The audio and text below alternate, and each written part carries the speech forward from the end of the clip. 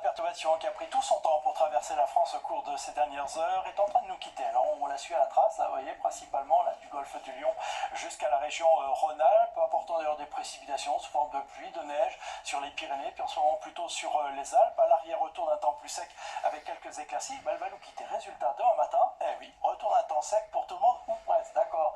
Il restera un petit risque d'averse sur la Corse, mais ailleurs du temps sec. En revanche, oui, vous voyez, beaucoup de nuages bas, beaucoup de brouillard le matin, à cette époque de l'année, c'est un peu normal.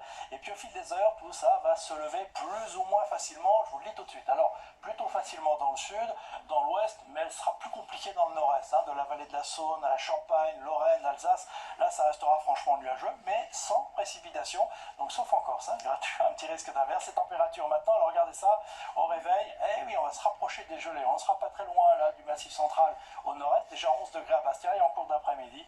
Là encore, des températures qui vont commencer à baisser un petit peu. Bon, ça restera quand même doux pour la période près de l'Atlantique dans le sud, 20 degrés à Nice. Ce sera un petit peu plus frais dans le nord-est avec 9 degrés à Nancy par exemple. Et la suite maintenant avec votre journée de dimanche. On aura toujours du temps sec et plutôt ensoleillé dans le sud, mais arrivera déjà une perturbation par le nord-ouest. On a encore besoin de pluie, donc c'est plutôt une bonne nouvelle avec du vent, des températures relativement douces pour la période. Lundi, cette même perturbation va traverser les autres régions, pas de jaloux, avec de la pluie en plaine, de la neige en montagne sur les Pyrénées, le Massif central, puis sur les Alpes. Et ensuite, alors là, l'évolution est beaucoup plus aléatoire.